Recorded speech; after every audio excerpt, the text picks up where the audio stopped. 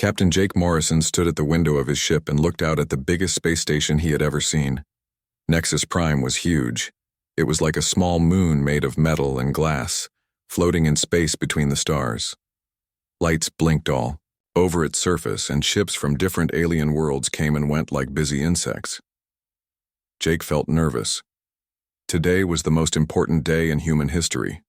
Earth was asking to join the Galactic Confederation, a group of 12 alien races that controlled most of the galaxy. If they said yes, humans would have friends among the stars. If they said no, Earth would stay alone and small. "Captain, we're getting a message from the station," said Lisa Park. She was the science officer on Jake's ship, the UES Horizon. Lisa was smart and always stayed calm, even when things got scary. "Put it on the screen," Jake said. A tall, thin alien appeared on the main screen. Its skin was blue and shiny, and it had 4 arms. This was a Zilani, one of the most powerful races in the galaxy. The alien looked at Jake like he was looking at a bug. "Human vessel, you are cleared to dock at Bay 94, the alien said. Its voice sounded bored. "Do not damage our equipment with your crude technology." The screen went black. Jake felt his face get hot with anger, but he said nothing. Alex Turner, the security chief, made a low growling sound. "They don't like us much, do they?" Alex said. He was a big man with scars on his face from old battles. Alex had fought in the border wars and didn't trust anyone easily. "They don't know us yet," Jake said. "That's why we're here, to show them what humans can do." The UES Horizon moved slowly toward the docking bay. Their ship was small compared to the other vessels around the station. The alien ships looked like works of art. Some were made of what looked like living coral that pulsed with light. Others were perfect crystals that seemed to sing as they moved through space. One ship looked like it was made of pure energy, shifting and flowing like water. The human ship looked like a metal box with engines stuck on the back. "Look at that one," Lisa said, pointing at a ship that seemed to be alive. "The biotechnology is amazing. They grow their ships instead of building them."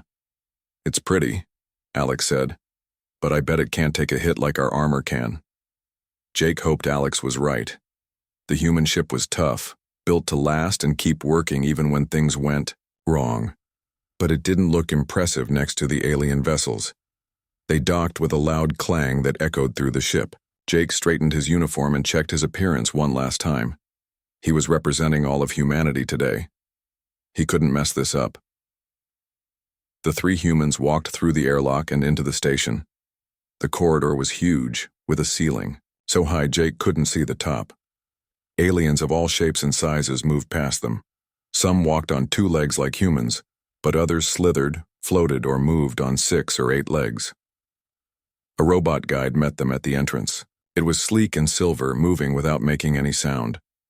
"Welcome to Nexus Prime," the robot said in perfect English. "Please follow me to the council chambers. Do not touch anything. Do not speak to other species without permission. Do not deviate from the designated path." They followed the robot through corridors filled with technology that seemed like magic to human eyes. Walls showed moving pictures of distant worlds. Plants from alien worlds grew in gardens that floated in midair. Water flowed upward in impossible spirals glowing with soft light. "This place makes our best labs look like caves," Lisa whispered. The council chamber was enormous. 12 seats arranged in a circle, each one designed for a different type of alien. In the center was a small platform where the humans would have to stand and make their case. The aliens were already in their seats waiting.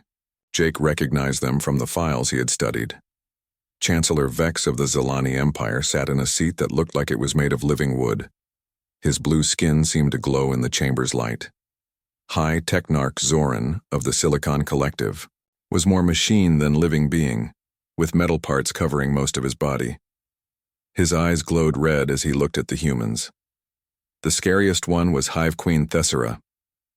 She looked like a giant insect, with 6 arms and mandibles that could probably bite through steel. Her compound eyes reflected the light like black jewels. When she saw the humans, she made a clicking sound that might have been laughter. "So," Chancellor Vex said, his voice echoing in the large chamber. These are the humans, the species that thinks it's ready to join the galactic community. Jake stepped forward onto the platform. Thank you for agreeing to see us. I'm Captain Jake Morrison, representing Earth and all humanity. We come here today to ask for membership in the Galactic Confederation. Membership, High Technarch Zoran said. His voice sounded like metal scraping against metal. What could your species possibly offer us? Your technology is primitive. Your ships are crude metal shells. Your computers are barely more advanced than counting machines. We may not have your advanced technology, Jake said, trying to keep his voice steady, but we have other qualities. Humans are adaptable. We're creative. We don't give up when things get hard. Hive Queen Thessera made that clicking sound again. Adaptable? Creative? These are the words of a species that cannot even leave its own solar system without burning chemical fuel. We've traveled to other star systems, Lisa said, stepping forward. We've built colonies on 3 different worlds. 3 worlds, Chancellor Vex said, laughing. The Zelani Empire controls over 10,000 systems. The Silicon Collective has transformed entire sectors of space. What have humans accomplished? You still fight wars with projectile weapons. You still use crude fusion reactors. You haven't even learned to manipulate matter at the quantum level. Our medicine is chemistry-based, another alien said. This one looked like a tree with too many branches. We control biological systems with thought alone. We can regrow entire organs in minutes. Your artificial intelligence is pathetic, Zoran added. We have created living computers that can process the thoughts of entire civilizations. Your best machines can barely beat you at simple games. Jake felt his hopes sinking. Everything they said was true. Humans were behind in every area of technology. Their ships were slower, their weapons were weaker, their computers were simple compared to alien technology. Perhaps, Chancellor Vex said, we should classify humanity as a protected species, like the other primitive races we've encountered. We'll keep you safe in your little corner of space, and maybe in a few thousand years, you'll develop enough to be useful to us. The other aliens made sounds that seemed like agreement. Some laughed, some clicked, some made noises Jake couldn't identify, but they were all laughing at humans. The vote is unanimous, Chancellor Vex announced. Humanity is denied membership in the Galactic Confederation. You will be granted protected species status and confined to your current territory. Jake felt like he had been punched in the stomach. All of Earth's hopes, all their dreams of joining the galactic community were being crushed. The aliens saw humans as nothing more than primitive animals that needed to be kept in a zoo. As the 3 humans prepared to leave the chamber in shame, alarms suddenly began to sound throughout the station. Emergency lights flashed red, and a voice spoke in several alien languages. What's happening? Lisa asked. Chancellor Vex looked worried for the first time since they had arrived. Deep space sensors have detected something approaching from outside the galaxy, something we've never seen before. The mockery was forgotten as every alien in the chamber turned to their personal displays, trying to understand what was coming toward them from the dark space between galaxies. Something was out there in the void, something that would change everything. 3 months had passed since the humans left Nexus Prime in shame. Captain Jake Morrison sat in his quarters aboard the UES Horizon, reading reports from Earth. The news was not good. People were angry about the rejection. Some wanted to fight, the aliens. Others wanted to hide and never try again. Jake was about to turn off his computer when an urgent message appeared on his screen. It was from Admiral Rick Hayes, the highest-ranking military officer in the Galactic Confederation. Message was short and desperate. Captain Morrison, we need your help. Please come to coordinate 77 Alpha immediately. Bring your best people, this is not a joke. Jake stared at the message. 3 months ago, these same aliens had laughed at humans and called them primitive. Now they were asking for help. Something big must have happened. Lisa, Alex, get to the bridge right now, Jake called over the ship's communication system. When his crew arrived, Jake showed them the message. Lisa looked confused. Alex looked suspicious. It's probably a trap, Alex said. They want to capture us and study our primitive technology. I don't think so, Lisa said, reading the message again. Look at the way it's written. Admiral Hayes sounds scared. Jake made his decision. Set course for those coordinates, maximum speed. The UES horizon jumped to faster-than-light travel. Even at their best speed, it took 2 days to reach the meeting point. When they arrived, Jake couldn't believe what he saw. The space around them was full of alien ships, but not the beautiful vessels they had seen at Nexus Prime. These ships were damaged. Some had huge holes in their sides. Others were barely holding together. Emergency lights flashed on every vessel. My God, Lisa whispered. What happened to them? A communication came through from Admiral Hayes's flagship. The alien appeared on their screen, but he looked nothing like the proud beings they had met before. His blue skin was pale and his forearms shook as he spoke. Captain Morrison, thank you for coming. We need to talk immediately. Dock with my ship. Jake, Lisa, and Alex transferred to the alien flagship. The corridors that had once been clean and bright were now filled with repair crews working frantically. Injured aliens lay on medical tables in the hallways because the sick bays were full. Admiral Hayes met them in his command room. The proud alien who had once stood tall now looked tired and defeated. What happened here? Jake asked. We found them, Hayes said quietly. The things that were coming from outside the galaxy. We sent our best fleet to investigate. What we found was beyond our worst nightmares. Hayes touched a control panel, and a holographic display appeared in the center of the room. It showed massive shapes moving through space. Each one was the size of a small moon, made of dark metal that seemed to absorb light. We call them devourers, Hayes continued. They're machines, but not like any technology we understand. They're ancient, older than any of our civilizations. They come from a galaxy that died millions of years ago. What do they want? Lisa asked. To consume everything, Hayes said. They eat matter and energy, then use it to build more of themselves. They've been traveling through space for eons, destroying entire galaxies. Alex studied the holographic display. How many of them are there? We counted over 1,000 of the large ones and millions of smaller craft. But that's not the worst part. Hayes touched another control, and the display changed to show a battle. Jake watched in horror as the alien fleet attacked the Devourers. The beautiful bioships of the Zelani were literally eaten alive, their living hulls dissolving as the enemy machines consumed them. The crystal vessels of the Korthak Republic shattered against armor that adapted to every attack. Energy weapons that could destroy planets were absorbed and redirected back at the alien ships. They learn, Hayes said, his voice barely above a whisper. Every weapon we used, every tactic we tried, they adapted to it in seconds. Our most advanced computers were hacked and turned against us. Our biological technology was infected and consumed. Our energy shields were penetrated and drained. How did you escape? Jake asked. Barely, Hayes replied. We lost 3/4 of our fleet in the first battle. The survivors only got away because the Devourers were too busy consuming our destroyed ships to chase us. Lisa was studying the tactical data. This doesn't make sense. Your technology is centuries ahead of anything humans have. How could these machines defeat you so easily? That's exactly the problem, Hayes said. Our technology is too advanced. These machines have encountered advanced civilizations before. They know how to counter energy weapons, how to hack sophisticated computers, how to corrupt biological systems. They've been doing it for millions of years. But they've never fought humans, Alex said, beginning to understand. Exactly, Hayes replied. Your technology is so primitive that it might actually work against them.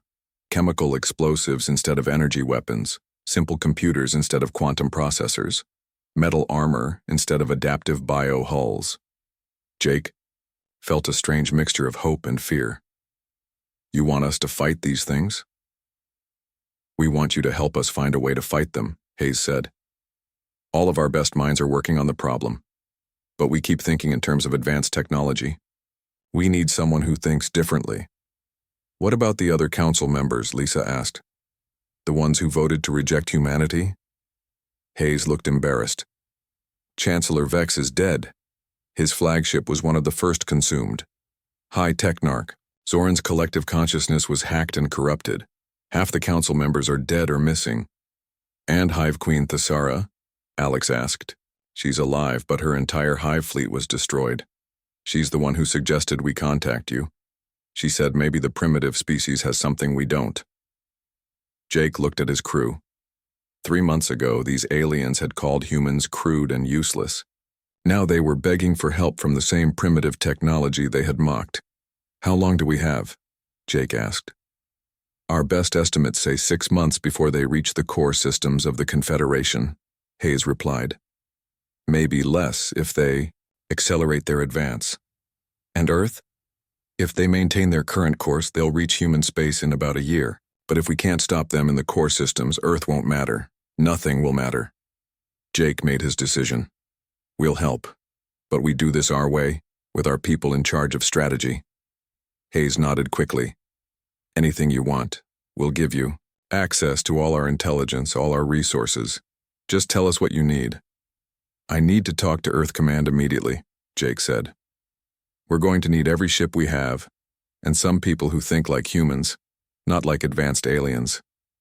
As Jake prepared to contact Earth, he looked out at the damaged alien fleet. These proud beings who had once looked down on humanity were now their only hope. But Jake wondered if human technology, however primitive, could really make a difference against an enemy that had consumed entire galaxies. The Devourers were coming and time was running out. Soon, everyone would learn if human stubbornness and simple technology could succeed where advanced alien science had failed. The galaxy's survival might depend on the very primitiveness that had once been humanity's shame. 2 weeks later, Captain Jake Morrison stood on the bridge of his ship as it approached Nexus Prime. But this time, he wasn't alone. Behind the UES horizon came 50 more human ships, the largest fleet Earth had ever sent into space. The space station looked different now. The proud lights that had once decorated its surface were dimmed. Emergency repair crews worked around the clock to fix damage from Devourer scout attacks. The beautiful alien ships that had once filled the docking bays were replaced by ugly, functional vessels built for war. Captain, we're getting a priority message from Admiral Hayes, Lisa Park said from her station. Put him on screen, Jake replied. Admiral Hayes appeared, but he looked even worse than before. His blue skin was almost gray now, and his forearms moved nervously as he spoke. Captain Morrison, thank the stars you're here. The situation has gotten worse. The Devourers have taken the Outer Rim systems. They're building something massive in the Kepler sector. What kind of something? Jake asked. We think it's a replication facility, a factory to build more of themselves. If they finish it, they'll be able to create millions of new Devourers. Jake felt his stomach drop. How long do we have? Maybe 2 months before it's operational. After that, we won't stand a chance.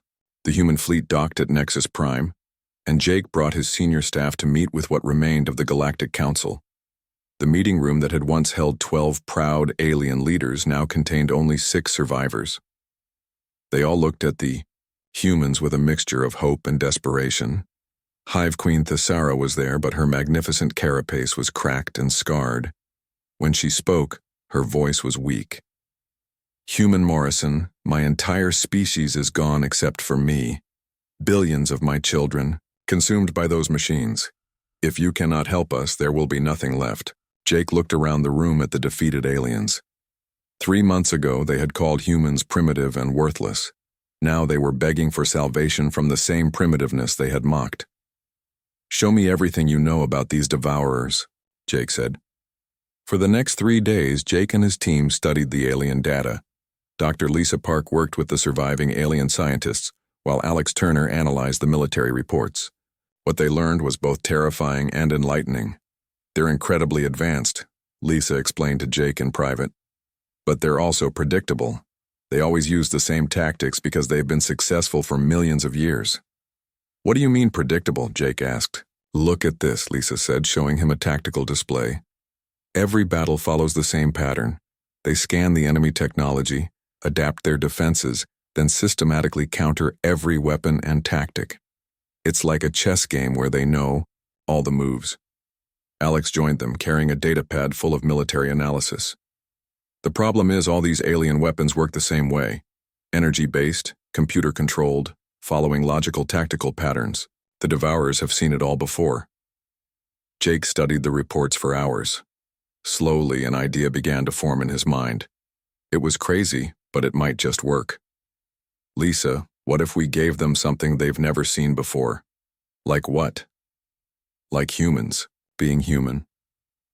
The next morning, Jake called a meeting with all the surviving alien leaders and his own senior staff. The council chamber was quiet as he presented his plan.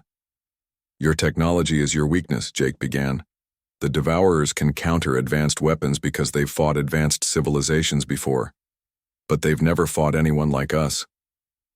Your weapons are primitive, High Technarch Zoran said, his mechanical voice full of doubt. How can crude projectiles defeat adaptive armor? Because crude projectiles don't follow predictable patterns, Alex Turner replied. A bullet doesn't care about your fancy computer calculations. It just flies in a straight line and hits things. Lisa stepped forward with her own presentation. We've been analyzing your battle data. The Devourers expect energy weapons, so they've developed ways to absorb and redirect energy. But what if we use chemical explosives instead? Chemical explosives are inefficient, one of the alien scientists objected. Exactly, Lisa said with a smile. They're so inefficient that the Devourers won't expect them. Their adaptive systems are designed to counter logical, efficient weapons. Jake continued the presentation. But the real advantage isn't our weapons. It's how we think. You've all been fighting these things like computers following logical battle plans, but humans don't always act logically. You want us to be illogical? Admiral Hayes asked, confused. I want us to be unpredictable, Jake replied. The Devourers can adapt to any strategy they understand. But what if they can't understand our strategy because we keep changing it? Over the next week, Jake's team worked with the alien survivors to completely rethink their approach to warfare. It wasn't easy. The aliens had been relying on advanced technology for so long that they had forgotten how to be simple. Dr. Ryan Clark, Earth's top physicist, arrived with a team of human engineers. They began retrofitting the surviving alien ships with human weapons. Missile launchers replaced energy cannons. Chemical explosives replaced quantum warheads. Simple radar systems replaced sophisticated sensor arrays. This feels like going backwards, Admiral Hayes complained as he watched human technicians installing primitive weapons on his flagship. Sometimes going backwards is the only way forward, replied Maria Santos, the human engineer leading the retrofit project. Your beautiful energy weapons are predictable. Our ugly missiles are not. The most difficult part was training the aliens to think like humans. General Sam Cooper arrived from Earth with a team of military instructors. They tried to teach the aliens what they called chaos tactics. Stop thinking so much, Cooper shouted at a group of alien officers during a training session. When the enemy expects you to go left, go right. When they expect you to retreat, attack. When they expect you to use your best weapon, use your worst one. But that makes no strategic sense, protested a Korthak commander. Exactly, Cooper replied. That's why it works. The hardest concept for the aliens to understand was human unpredictability. They were used to following precise battle plans calculated by their advanced computers, but Jake wanted them to make decisions based on instinct and emotion. Humans don't always do the smart thing, Jake explained to the alien commanders.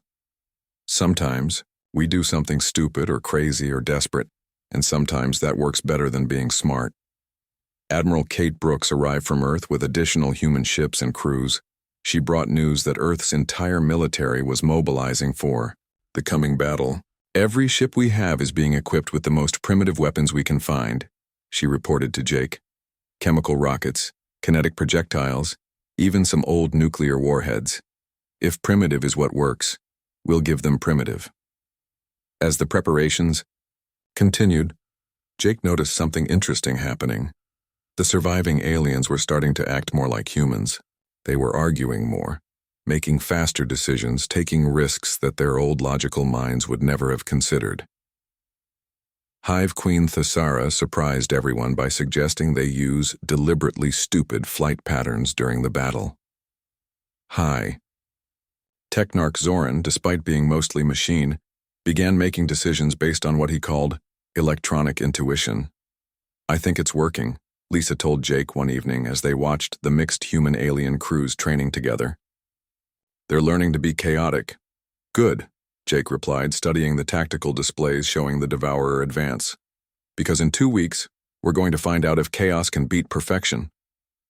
The final battle was approaching, and Jake knew that the fate of the galaxy would depend on whether primitive human thinking could outsmart ancient alien machines. Everything they had ever been mocked for was about to become their greatest weapon. The combined fleet hung in space at the edge of the Kepler Nebula, waiting for Captain Jake Morrison's final orders. 300 ships floated in the darkness, half of them human vessels bristling with primitive weapons, the other half alien, ships retrofitted with crude human technology. Jake stood on the bridge of the UES horizon, looking at the tactical display. Deep in the nebula, the Devourer replication facility was almost complete. It was massive, larger than most moons, with thousands of the ancient machines working to finish their doomsday factory. Final weapon checks complete, reported Alex Turner from his station. All ships are loaded with chemical explosives, kinetic projectiles, and good old-fashioned bullets. Communications array ready, added Lisa Park. We're using short-range radio only, just like you ordered. No quantum entanglement, no subspace channels, nothing the Devourers can hack. Jake nodded. The plan was simple, which was exactly what made it so dangerous. They would attack the facility using weapons and tactics the Devourers had never encountered before. Success depended on staying unpredictable until the very end. All ships, this is Captain Morrison, Jake announced over the communication system. Remember what we practiced. No fancy maneuvers, no elegant tactics. Fight dirty, fight stupid, and fight like humans. Attack begins in 60 seconds. On the alien ships, creatures who had once commanded fleets with mathematical precision now prepared to charge into battle like barbarians. Admiral Hayes gripped his command chair with all 4 arms. Hive Queen Thesara made clicking sounds that might have been prayers or battle cries. 30 seconds, Jake announced. Remember, when the plan stops working, throw the plan away and do something crazy. But what if we don't know what crazy thing to do? Asked a nervous Korthak commander over the radio. Then do the first stupid thing that comes to mind, replied General Sam Cooper from his ship. Trust me, it'll probably work. 10 seconds, Jake said. 5, 4, 3, 2, 1, all ships, attack. The fleet exploded into motion, but not the graceful, coordinated attack the Devourers expected. Instead, 300 ships charged forward in what looked like complete chaos. Some ships flew straight at the enemy, others zigzagged randomly, and a few actually flew backwards while shooting forward. The Devourers responded instantly, their adaptive systems analyzing the attack and preparing counters. But there was nothing to analyze. The attacking fleet had no pattern, no logic, no predictable strategy.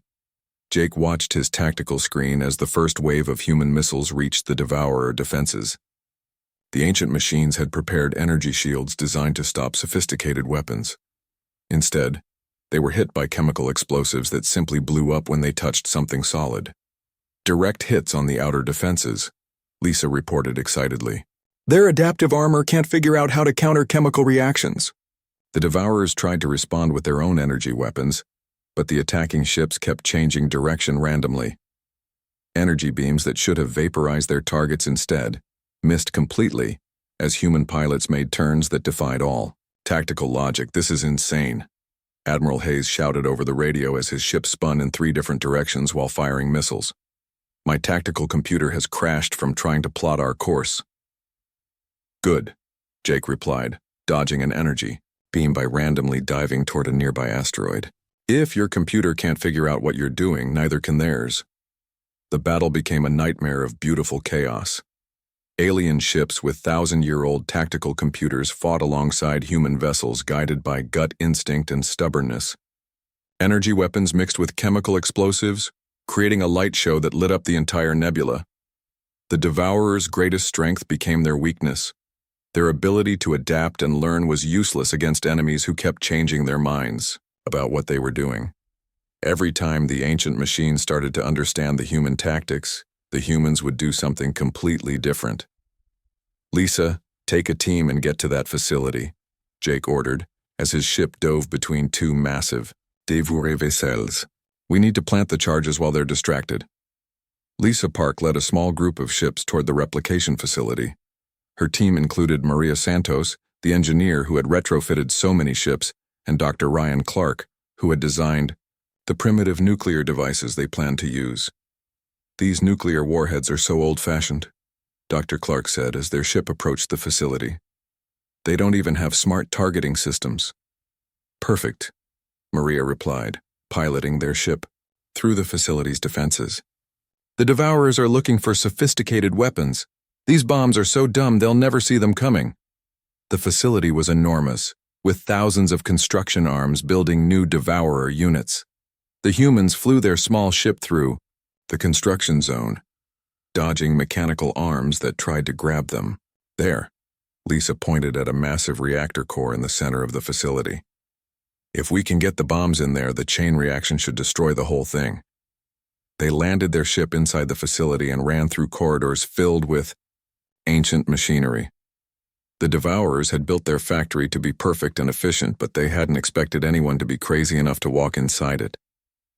"Plant the charges here, here, and here," Lisa directed, pointing at key structural points. "We have 5 minutes to get out before they explode." As they worked, the battle raged outside. Jake's fleet was taking heavy losses, but they were also doing damage the Devourers couldn't repair. Chemical explosives were melting their adaptive armor. Kinetic projectiles were punching holes in their energy shields. Most importantly, the chaotic human tactics were preventing the Devourers from coordinating their response. "Charges are set," Maria reported. "Let's get out of here." They ran back to their ship and launched just as the facility's defenses finally figured out what they were doing. Energy beams chased them as they flew toward the exit, but Dr. Clark had one last surprise. "Activating emergency thrusters," he announced, then pressed a button that fired every chemical rocket on their ship at once. The explosion launched them clear of the facility just as the nuclear charges detonated. The chain reaction that followed was visible from 3 star systems away. The massive facility cracked apart like an egg, then exploded in a fireball that consumed half the nebula. The thousands of Devourers inside were vaporized instantly, along with all the new machines they had been building. The surviving Devourers in space tried to retreat, but the human fleet wasn't finished. Following Jake's orders, they chased the ancient machines through the nebula, hitting them with everything they had. "Keep firing," Jake ordered. "Don't let them escape to build another factory." The final Devourer ship was destroyed 3 hours later by a missile fired from Admiral Hayes's flagship. The alien commander who had once mocked human weapons watched with amazement as his primitive chemical warhead finished off an enemy that had survived for millions of years. When the battle was over, Jake stood in the council chamber of Nexus, Prime once again. But this time the surviving alien leaders weren't laughing. They were standing and applauding. "Captain Morrison," Admiral Hayes said, his voice full of respect, "on behalf of the Galactic Confederation, I formally request that humanity accept full membership in our organization, not as junior partners but as strategic leaders." Hive Queen Thesara stepped forward, her damaged carapace gleaming in the chamber's light. "We called you primitive. We called you crude. We were wrong. Your primitiveness saved us all." Jake looked around the chamber at the aliens who had once mocked his species. "We're not primitive," he said quietly. "We're just different, and sometimes being different is exactly what the universe needs." The vote was unanimous. Humanity was welcomed into the Galactic Confederation with full honors. The species that had been laughed at for their crude technology and chaotic thinking had proven that sometimes the best way to solve a complex problem was with a simple solution. The galaxy was safe, not because of superior technology, but because humans had embraced what made them human. Their unpredictability, their stubbornness, their willingness to do stupid things when smart things didn't work had saved every living being in the galaxy. As Jake prepared to return to Earth with the news, he smiled. The aliens had learned an important lesson. Never underestimate the power of beautiful chaos.